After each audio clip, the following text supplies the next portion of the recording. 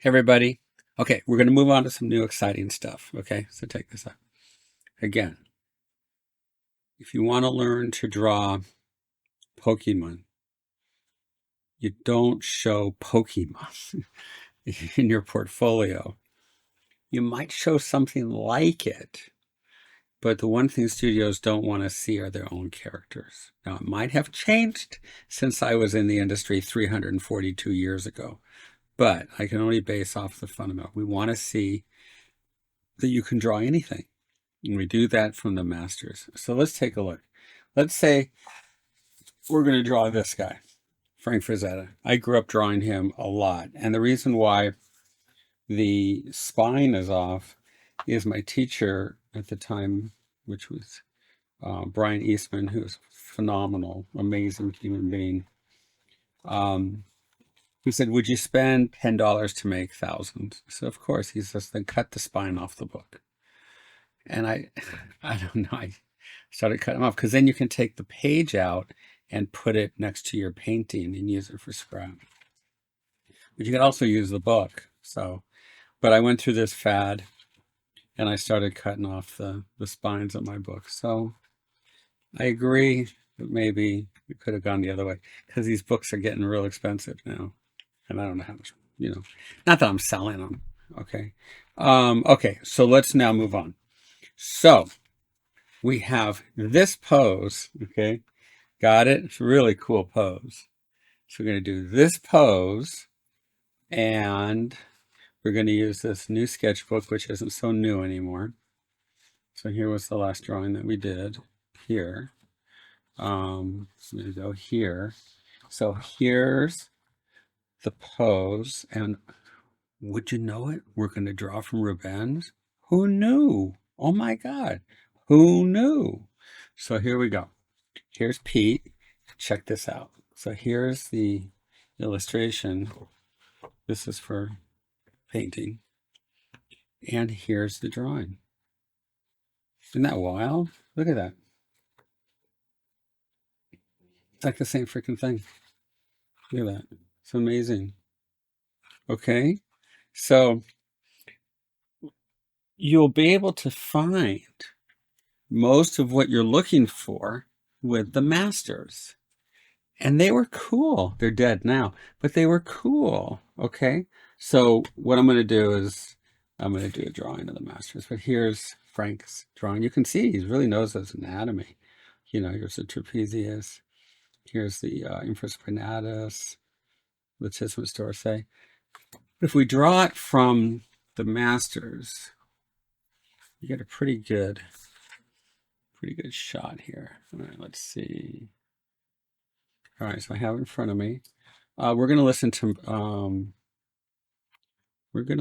to Manfred Mann because that's what Rubens used to listen to. So this is called Spirits of the Night, and it was written by Bruce Springsteen, who Rubens also liked. Bruce has been around for a long time. So here we go, and let's get lost.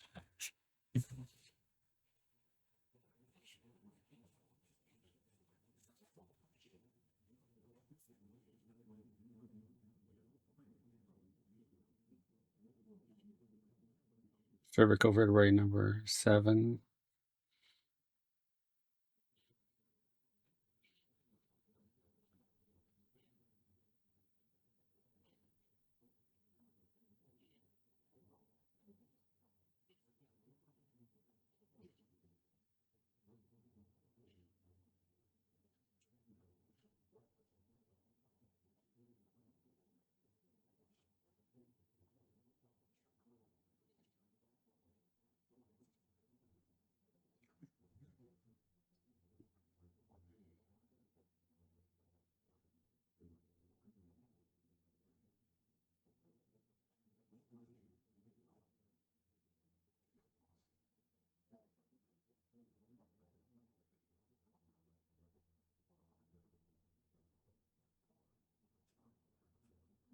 Here's the trapezius. So this is cervical vertebrae number 7. This is the acromion process. I'm going to come here. Here's the scapula here.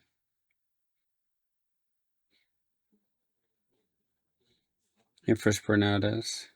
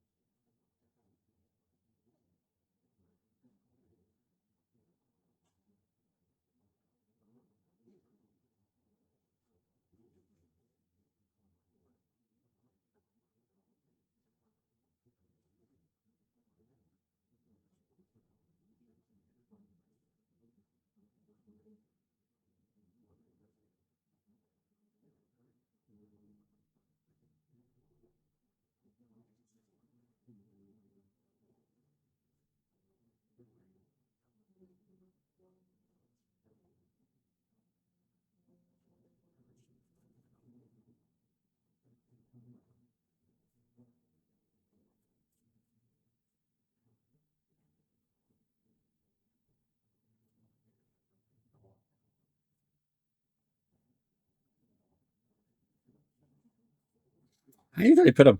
I've been doing this thing in recent years. I put a ponytail on all my figure drawings, and it's because it's in the back of the head. It forces the head into the direction I want it to show. You know, the ears do too. If I put the ears in there and the ponytail, it really forces the head in the direction I want to show. I don't know. I go through trends.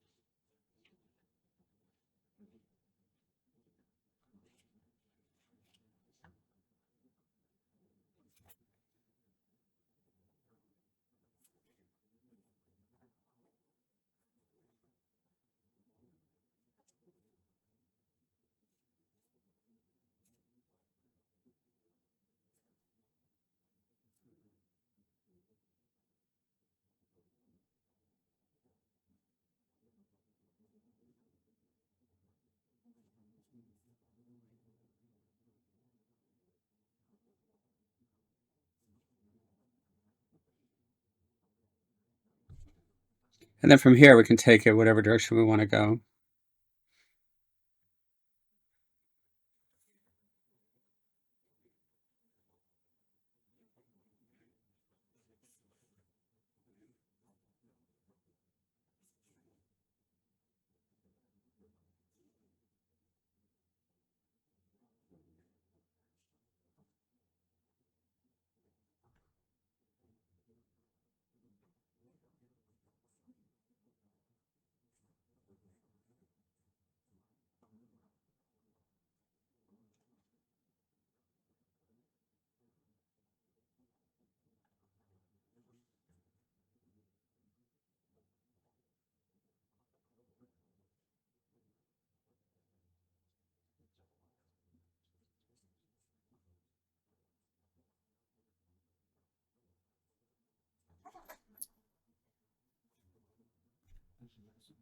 Change the sun.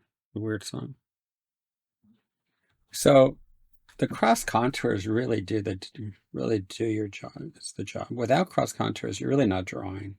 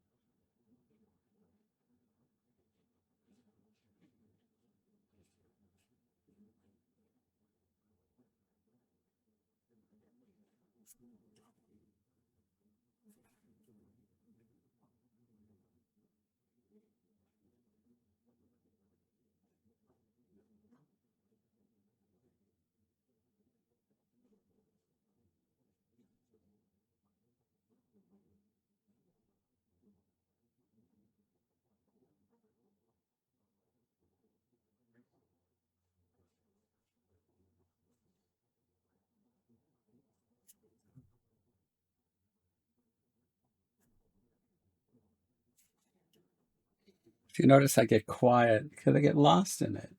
You get lost in your drawing. I still want to. I'm still going back to college. I taught a lecture class. You lecture in a lecture class. You have a lot to teach. I talk to my friends. It's like, why do teachers talk so much? And the teachers who say they don't talk a lot usually talk the most. I have teacher friends. I never talk. I've sat in your class. It's a long lecture. But what a teacher does is they tell you, if you ask a teacher a question, what you're going to get is the past, because that sets you up for the future, for the current. So like what I'm doing right now, I got to tell you the past. Or why are we learning it? Because it all comes from the past. And I hated history in school. Then you have the current, how it's being used right now, and then how it's going to be used in the future. So that's the first thing. Well, by the time you get done explaining that, I've been talking for a little while. But as an artist, working and not teaching, you don't talk. You're in your world. And that's what I think you guys are experiencing most in these later videos. Because the previous videos are all my crazy lectures that I did in the colleges, which are silly and crazy and really thought out. I could do any video right from any spot. Let's say the woman on the second story building. Let's jump right to the middle. Jump, my fair lady, for I will catch you. Are you a fireman? Pause. No, I'm an animator, but jump anyways. Even down to the pauses, these things are scripted out. But I got pretty good at them. So they seemed like they were spontaneous, but no, they're really scripted out. And I did them over and over again. So you can go to pretty much any. Let's go to Slam the Baby lecture. Okay, so okay, everybody. So all the boys on this side, all the girls on this side, but for the firstborn, pause. We have a special room for you over there. So for the firstborn, pause. We have a special room for you over here. It's really thought out. It's really, really, really scripted. But you're performing. Here I'm drawing, and you get so lost in it because you're living it. And if I gotta get this into your minds, if we're going to survive as an artist. So right here, I just started getting into some of the anatomy. This teres minor. There's a teres major, and there's a latissimus dorsi right there. When you're drawing that, you're living it right now. You're drawing on it right now. And the music just sucks you in. See? So here's where the trapezius comes down here. See, and it comes over and turns. So if we're going to plan a day together, if it's a day of drawing, I don't want to be around you. I want to be alone because I'm going to go draw. I don't want to be. And if we were there, if you're an artist, I'm going to have my headphones on. You go draw what you want. I'm not going to be talking to you while we're drawing. If we're going to spend the day together, we're socializing, then I'll bring a small sketchbook because I'll sketch while we're eating or something, while we get back. But for the most part, if we're going to spend the time and, it's going to be a social day, bring a few art supplies. But if I'm going to be an artist, I'm going to bring a lot of art supplies and I'm going to be in my own head. Like when I go to the Getty, if somebody starts talking to me, I time the conversation. And at a certain point, I'll say, well, I'm going to get back to this, but I'll catch you later. Because the alarm went off on my head. Time to get back to drawing. Okay, does that make sense? So we really want to be in the zone. That's when the creativity happens. And the work I do is so detailed and in depth because of the forensics. I'm literally living it while I'm drawing it. Well, I'm living a person's life ending. The person's life is ending right now. And I have to feel it and live it to be on that page so that the jury and the people would get it. Does that make sense to everybody?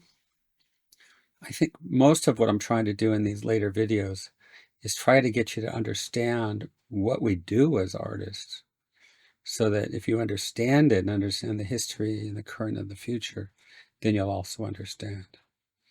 And then for the college students to understand why you had a class the way you had it. It was designed for a reason. Okay, so here we go. You can just keep going. And all I'm going to do is just add more core shadows. If I want to bring it out, make it stronger.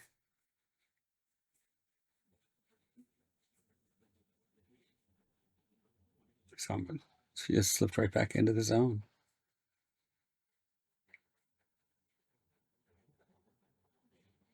So now the Getty has become a very unbelievably high level place because I'm in a library, surrounded by books. But right now I'm in a library. Do you know I have more books in my studio than the Getty has in the place where I am drawing? Because they got a million books, but they're off site and down a level below, which you can't get to. But the books that they have, all those shelves, I have more books in here than they have. And my books, the books that they have that are really cool, I have them. I'm looking, I'm like, I got that one, I got that one, I got that one. So I'm sitting in a pretty intense library here, and I'm studying it every day. You're not studying it and talking to yourself. Silly.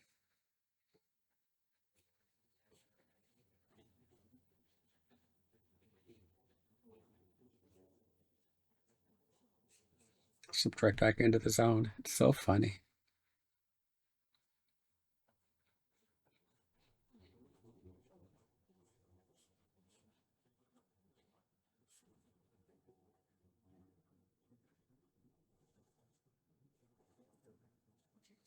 So if you want to do this,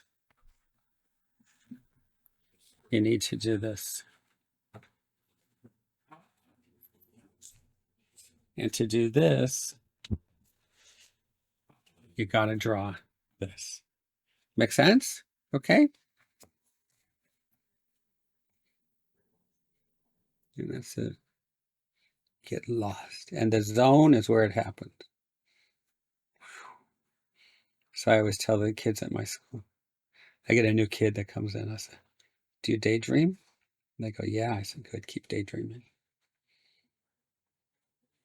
Rayberg used to always say to me, Sheldon, it all starts with a dream.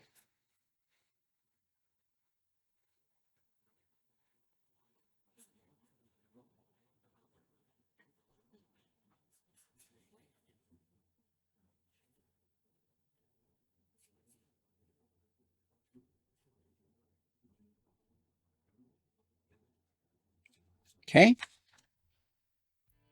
Let's keep going.